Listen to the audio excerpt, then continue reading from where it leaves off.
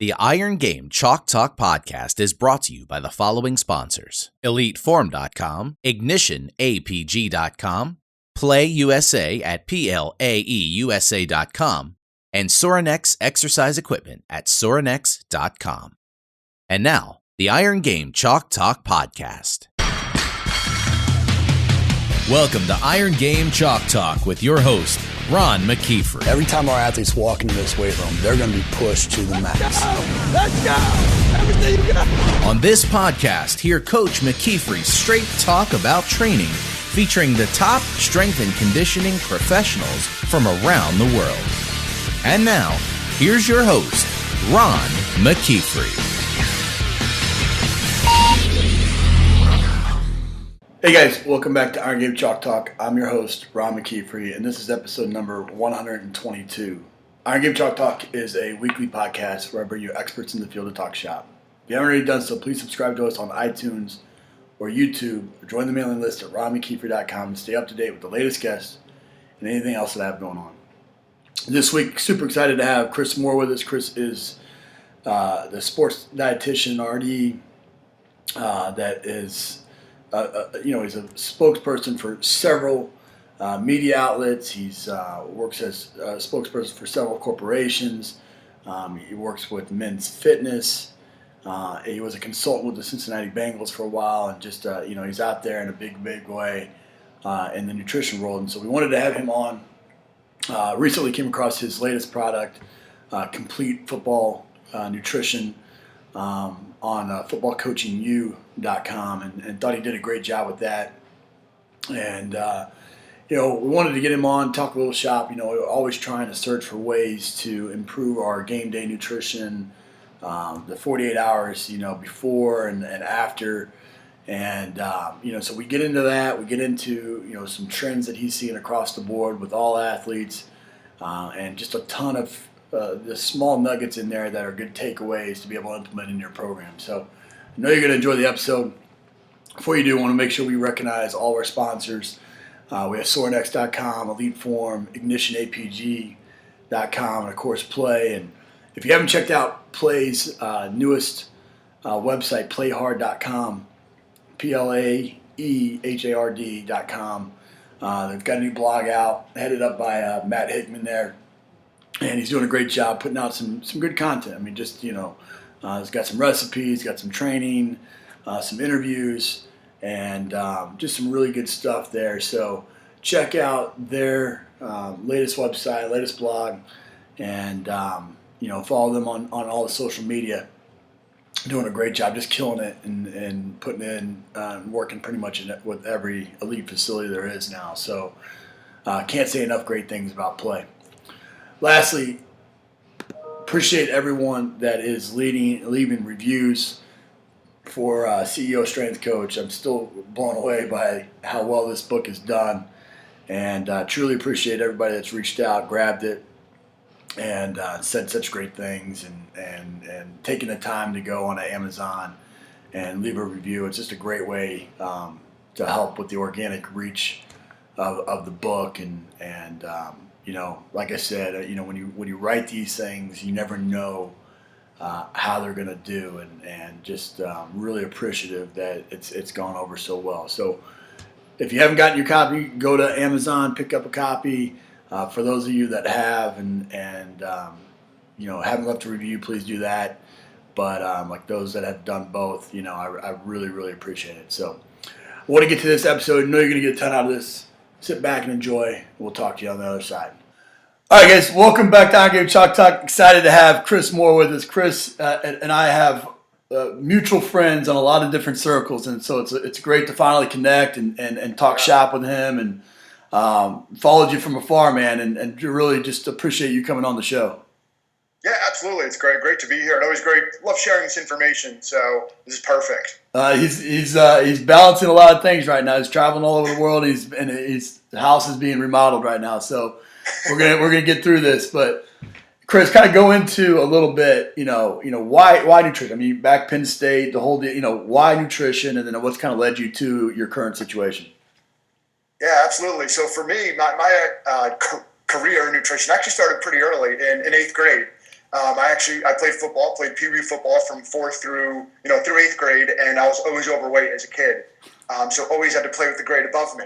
Sure. And I assume they still have weight limits now in football, but that worked to play with the grade above me, 4th through 8th grade, but then 8th grade is not an option. You can't play with high school. Right. So at the time I was 155 pounds. The upper weight limit was 135, so I had to lose weight. I lost 20 pounds, and that process of completely exciting. I noticed my self-esteem improved, which is already, in 8th grade is never good anyway. Sure. But I just noted a lot of changes and just got me super interested in the whole field of nutrition. And at the time, I didn't know what that meant, but I was so interested in all through high school. And then when it came time to apply to college, that's what I did. I applied to schools that had nutrition programs. And like you mentioned, ended up at Penn State and was really fortunate there that they had one of the very few full-time sports nutritionists at the time. That you might know, Dr. Chris Clark. Yep. So I ended up getting to know Chris real well, and really that was my passion was sports nutrition, and that's what I wanted to do. And 10 years later, unfortunately more than one degree, I ended up finishing up as a dietitian and then with a PhD in exercise physiology. That's fantastic, and that's so much of everybody's story. It's some aspect of our own personal journey that led to Right. the careers that we choose, and the reason it's not because you just love food so much that's what you decided to do. You love helping people make a difference in their life, like it did for you. Absolutely, yeah. And it helped me, and I saw. So much of nutrition is the relationship piece, and really connecting with individuals and having them make behavior changes. Really is what it comes down to. What are some tactics that you've used to really? Because a lot of times you got to go in and you got to connect quick. What are some tactics that you've used to really connect quick and get on common ground with athletes from around the world? Yes, and that's really important. Like you said, it's at the end of the day, people have an idea what to do, but knowing and doing are two different things. Absolutely. And what I always try to get to is when I'm talking to athletes or regular, whoever it is trying to figure out the why and try to connect. Why do you want to make this change? Why is this important to you? If it's simply to look a little better, that's great, but then there has to be something deeper than that. So figuring out a person's why, when they can get that deeper answer, is when they can actually connect why nutrition matters to them or why training matters to them, and make it personal for them. That was what happened to me, so I can see that exactly with athletes or soccer moms or whatever it is. Sure. But figuring out that why is crucial to success. No, I don't know if you've read that book, Start With Why by Simon Sinek, but that's absolutely, it's great. That's what it is. That's across the board in anything. As a strength coach, as a nutritionist, as a physical therapist, whatever it may be. Right. You see a lot of athletes in a lot of different sports. I'm sure that you see some common trends, some common threads amongst all of the athletes. What are some of the most common issues that you see and some ways that you've addressed those? Yeah, I think with any athlete, it's always, very often people are trying to look for that magic bullet. And, just like non-athletes, they're looking for some kind of quick fix usually, they want to be there yesterday. Right. So, they're following the trends just like everyone else, and maybe this week this month they're trying to eliminate gluten, or they're trying to use a supplement to get them from point A to point B without doing the work in between. So it's trying to connect the dots and remind people, there is no magic bullet. Again, going back to it, change is going to take some time. So again, working with people slowly but surely to help them make those small changes along the way to get those results that they ultimately want. But that's, again, it's that magic bullet that I'm usually finding, and you're probably seeing the same thing. No question. That people want that overnight change. That's right. Well, it's definitely we live in a time that's immediate gratification, and so that that process is hard to embrace sometimes. But when dealing with that, when let's say that you're dealing with the athlete that comes to you that has, I want to lose 20 pounds, I want to gain 20 pounds, whatever it may be. Let's say that they're not seeing the results. Now typically, as we all know, there's some sort of breakdown in what they're doing to accomplish that. But What are some ways that you've overcome and really held athletes accountable to the fact that say, here's the plan, you're not working the plan. What do you expect me to do as a nutritionist if you're not willing to put in your part of it? You there? Right. Yeah. Yep, I'm there. I think it's kind of freezing for a second. Yeah. But, what I found is it's, again, connecting people to that why, which isn't always as easy as it sounds. Right. But a lot of times it's something sometimes very simple. Sometimes having them write down everything that they're eating and almost making them maybe find what the missing link might be. So it's not just, you telling them like a parent, you're eating this, that, and the other thing, but having them do the work, having them write things down, look at it, and actually maybe think, maybe it is the, 4 liters of soda I'm drinking a day, or the sweet tea. I know when I was with the Bengals, sweet tea was always a big culprit for a lot of guys. But it's having them kind of find that themselves, and again with a little bit of guidance, certainly. But again, trying to get away from the I'm in charge and now you listen to me, because just like with our parents, we know how well that worked when we were younger. No but question. It's the same situation. So that's what I've tried to find. And again, it's the other thing is not trying them to completely overhaul an entire diet. Right. But maybe look at one thing. What can you work on this week? And then next week and build on that, continue over time. Again, that goes back to no overnight change. Right. But it's slow but sure will ultimately allow them to be successful. Yeah, I think that's the critical piece, like you said. I mean, the behavior changes. That's what we do here. We try to find one thing that when we identify in those meal plan, in that diet that they've written out, what's one thing that they can change to make a big difference, right. and have some small successes early, so it builds off of that. Exactly. When you're dealing with in our environment with Bengals, with Eastern Michigan, whatever. Most of the time you got the bell-shaped curve. You got most of the guys in the middle that they can pretty much eat just about anything and they're going to be okay. Right. And then you got the guys that need to lose a significant amount of weight, or you got the guys that need to gain a significant amount of weight. With those outliers, with the weight gain and weight loss, what are some of the tricks? I mean, outside of just the simple fact that you need to eat more if you need to gain weight, and you need to eat less and burn more if you're going to lose weight. What are some things that you've really had success with doing it? Not just, and you've done it at a high level with Cincinnati Bengals. It's not, we want to, gain 2 pounds a week for 3 years. This guy might not be with us if he's not 20 pounds heavier next season. Next week, exactly. What are some things that you've done to have success in those 2 outlying areas in an accelerated time frame?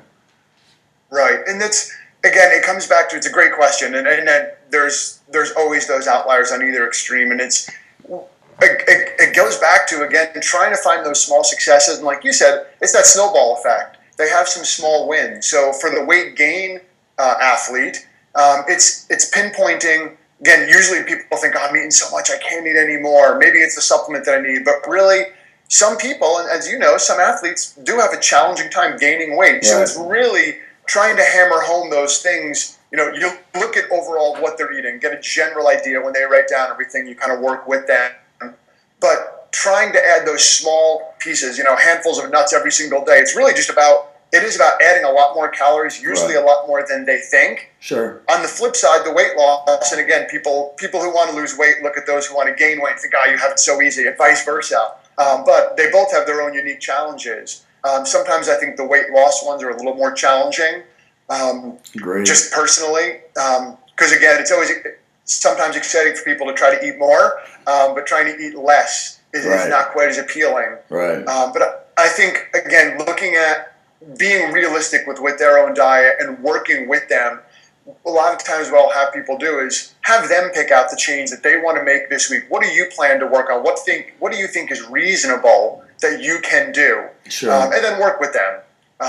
If it's again, go to a fast food one time less per day, whatever it is, then that maybe is something you work on with them, and again, allow them to be almost like a kid, but be in charge of their win. Right. And then they feel that personal success, personal victory.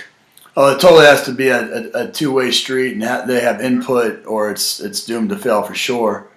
Right. as a strength coach and from a strength coach perspective, obviously a lot of places, there's still, nutrition's still a growing field. So a lot of places don't have a full-time nutritionist or, even a part-time one.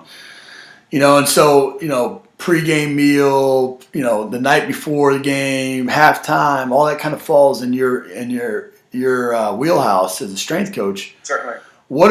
Take us through kind of like the 48 hours of, before the game, during the game, after the game, kind of what would be the best recommendations, for a meal the night before? Yeah, absolutely. So, me growing up, and probably I would guess you, it's always the pasta meal the night before was the big thing. So pasta was popular, and really just look at, it's overall it's a balance. So I always like to kind of divide a plate, try to think about that image of dividing a plate in half and then 2 quarters. Right. So a quarter of that plate should certainly be protein, which is about the size of your hand. Mm-hmm. Again, for some of these guys, certainly larger individuals, that could be 6-7 ounces of protein. Right. If it's chicken or turkey or steak or what have you. Something, you definitely want that piece in there. Certainly some kind of carbohydrate. And again, talking about quality, but not necessarily quantity. You certainly want some energy. Mm-hmm. So a quarter of that plate is that kind of grain. And then filling in with some vegetables, right. and or fruit. So again, talking about some the benefits. I sometimes try to spin their benefit, not in terms of health. Most people don't care about health. These are 22, 23-year-old guys, right. Usually, but talk about how that could help them in recovery, how that could help them in that sense, where they can actually physically maybe feel it. Right. But again, the protein, the carbs, and then the rest is that fruit and vegetables in my mind. Oh, great point. What about, I would assume then, pregame, the night before, that's about the same. Halftime. Right. Halftime, obviously, you want to provide, balanced snacks and things along those lines, but, you worry about digestion and things along those lines. What are some great snacks and things that you would encourage coaches to hand out during the halftime? Yeah, certainly this is a time for, sports drinks, as you know, work really well because they give the carbohydrate that's been used during the first half. Right. Certainly give those electrolytes, especially, some of these guys are sweating an obscene amount. And then they give the carbohydrate and then the fluid as well. That's one of the biggest issues I found, mm-hmm. Is the whole fluid, especially, we're getting into the cooler months, but, we start to look at, these guys are wearing a ton of equipment. They're bigger guys. They're sweating a lot. And I remember years ago, I did a talk for the Redskins, actually, and there was a guy during training camp. In 2 hours, he lost about 13 pounds. Yep. Again, that. It's a little bit on the extreme level, but he had to get IV fluids. And so first thing for me is hydration. Get that taken care of. Certainly looking at some carbohydrates, obviously from the sports drink. If someone wants something a little bit more solid, like you mentioned, digestion can be an issue. It can be some type of, I like water-based fruits because they're refreshing. Watermelon works well. Citrus fruits work well, like an orange or something like that. Banana is an easily digestible fruit. Just to get something solid in some of these guys where liquid may not just do the job. Right. But you also don't want them to be running around and uncomfortable in the second half. Sure. Is there anything that, with the pregame meal and halftime that you feel like you need to completely stay away from? Usually at this time, something that's real high fat or real high fiber, because those, or really high protein, to be honest, because those take a longer time to digest, mm-hmm. Especially that real high fat meal that's going to sit in you. It's going to, again, you're going to feel that when you're running around or trying to run around. So I would make sure you try to limit those types of foods, the real high fat, real high fiber, or real high protein. Again, they all take longer to digest. You want something that's comfortable. The other piece that's huge is you want something that you're used to. Right. You don't want to try anything new, pre-game, new food that you've never had before, don't have a lot, because that may not sit well with you either. So something that you're used to, first of all, but then trying to limit those three, the protein, the fat, and the fiber, at least very high amounts before a game or halftime. What about with timing? Sometimes, you may eat your pregame meal 4 hours before the game, and you're talking a 3.5 hour game sometimes. Going into that fourth quarter, you're depleted. Totally, yeah. So I think it's great to initially eat that pregame meal, 3-4 hours before, so you can have a pretty substantial amount of food. Right. But then, like you said, these games could be 3.5 hours. You're going to need something else before that game, and that could be something. Going back to what we recommended earlier, something that's a little bit easier to digest. Mm-hmm. It could be certainly some sports drink to top off the liquid, get some hydration in you, top off those carbohydrates. But then some fruit, maybe a little bit of, it's something that you enjoy. It could be some of the guys I know used to like, peanut butter and banana sandwich. Yeah. Again, it's not a lot, but it's something that you can work with. It's a little bit of protein, a little bit of fat. But again, some carbohydrate as well. And that could be maybe an hour before. And again, depends on your position. Right. Linemen aren't going to be as active as maybe a running back, for example. Right. So that determines some of the needs and foods that would work or wouldn't work for you. Sure. So now after the game, you typically see the kids freaking sharing a pizza, right. Walking to the bus. Obviously. What happens, and as well as I do, that most of the time you're because of nerves and because of different things, you just don't want to eat, and then after the game you're starving, and you want to satisfy, and so you want to go for those high fat foods and things along those lines. What would be a good balance? I mean, this is this is what I like about you and listening, to some of the things you put out is, You're a realist, It's not that you're gonna completely stay away from fast food, as an athlete. Right. It's gonna be it's gonna be good choices. What's a good choice that's not gonna wreck the entire system, but that's also gonna satisfy them a little bit from their, I want to eat something good, Yeah, certainly. And this is, one thing I like to do with athletes is, what are some of the, or the coaches, strength coaches, what are some of the restaurants you're going to? Mm-hmm. And look at the menus, whether it's any of McDonald's, Panera, Burger King, what have you. There are better options at those places. Pizza, you brought that up. Is it the best food? Is it perfect? No. But it's actually a decent balance of carbohydrates from the crust, certainly. Yes, it is higher fat, but there's some protein in the meats or the cheeses. Right. So again, it's maybe not crushing an entire pizza. Right. But it's certainly getting some liquid, non-alcoholic liquid in there, and then something like that, a couple pieces, I'm actually fine with. Mm-hmm. Trying to get maybe right after the game, get a little sports drink in there to rehydrate a little bit, but then something like that, I'm not tremendously concerned with because I know they're going to be training hard again the next day. Right. Most likely. So. Or at least the day after. So again, it's all, like you said, it's all about balance. If you had to pick one fast food restaurant to go to post game, what would you pick? That would be easily delivered, to a stadium. Right. Yeah. Honestly, I think Subway has a lot of great options, and it's fast. So that would be. There's a lot of decent options there. Mm-hmm.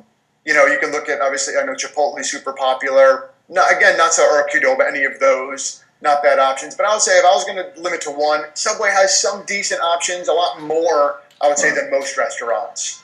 What about, and again, just because a lot of the coaches are listening to this, it's delivered to the stadium. It's not, right. With Subway, it's like, you're not going to give them 50 different choices. Right. What, like, for example, a lot of times, most often than not, we do like Chick-fil-A. It's a chicken sandwich and something along those lines. Is there anything along those lines? I would say Chick-fil-A is another great option for sure. Yeah. Again, you have the balance of the carbohydrates, you have the protein from the chicken. Right. Even if it's fried chicken sandwich, which most of them are, right. Grilled would be better. Right. But the breaded cutlets, you're still getting that balance. Remember. To be realistic. Right. You're not going to say, from now on, guys, it's tofu and steamed carrots, and that's it. Exactly. They're going to turn you out immediately. So Chick-fil-A is a great option. I know it's really, really popular.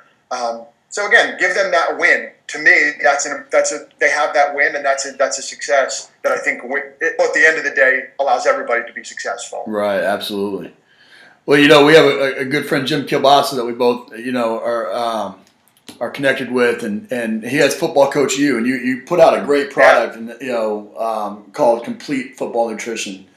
And what I liked about it is that you had just really good, solid, short videos that were to the point and actionable, actionable intel to be able to deliver to your team as a coach. Tell us a little bit about the product. Yeah, absolutely. And the goal is exactly what you said, is those short nuggets of information. So there's, I don't remember exactly, 10 or 12 videos that are short, 10 to 20-ish minutes each. So easily digestible. We talk about hydration. We talk about supplements, carbohydrates, protein, fat, recovery nutrition, game day nutrition. So we kind of break it all down. A lot of what we've talked about today, but really just spread it out a little bit with a little bit more in depth on each of those topics. Sure. But it's very digestible information. Again, 10 to 20 minutes each, but giving those hands-on tools for coaches and athletes alike. No, it's great. I thought it was well done. So kudos to that. And Chris, we end the show with some resources here. Because just like with strength and conditioning, whatever. When you're actually working with somebody, you're coaching them through the process. What's the best piece of coaching advice you've ever received? It's actually from a swim coach, and I had two in my mind, two of the greatest mentors who really kind of from all the way from 6 years old when I started all the way through high school, different coaches, but. The first was when I was younger. A guy whose name is Bob Shannon, who's unfortunately passed away now, but he had a button that he always used to wear, and it was very simple. It said, if you want to swim fast, you got to swim fast. Not rocket science, but you just got to put in the work. And, and I loved it. It was such a simple message at the time. We just thought it was funny. But thinking back on it, it's just that simple approach that if you want to do something, you just got to work toward it and do it. And, but I loved that.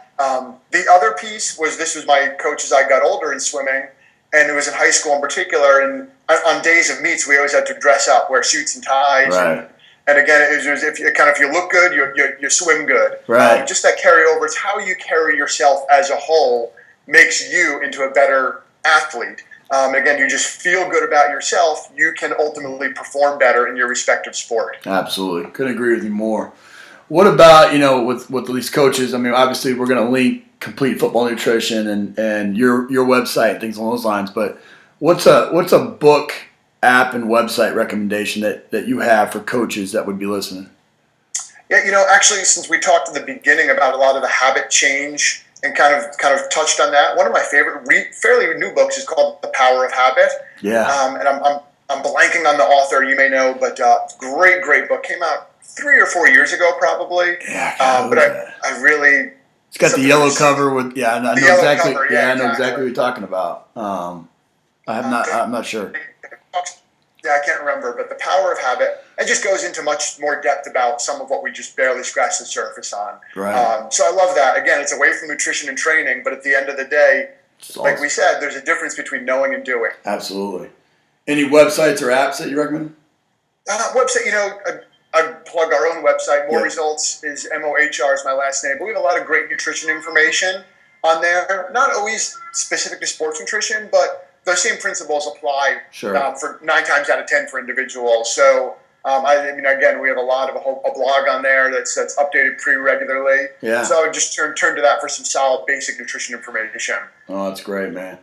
Well, buddy, I know you're busy and you got a lot going on there, but I really do appreciate you coming on the show and sharing with everybody. Yeah, absolutely. It's been great to chat and finally to kind of meet in person. Absolutely. On these videos. Like I said, we have lots of mutual friends, so it's great to connect. Great, buddy. Appreciate it, man. All right, keep up the good work. That's it for this episode of Iron Game Chalk Talk. Thanks to this week's guest as well as our sponsors for bringing this episode to you for free. Make sure to check out ronmckeefery.com where you can join our mailing list, find the show notes, including all the links and resources mentioned, and information about Coach McKeefery's other products. While you are there, please join Coach McKeefery in the comments section thanking our guest for sharing. If you haven't subscribed to Iron Game Chalk Talk on YouTube or iTunes yet, make sure to do so. Comments, ratings, and reviews are always welcome. Coach McKeefery can be found on Twitter at @RMcKeefery, on Facebook and YouTube at /Ron.McKeefery.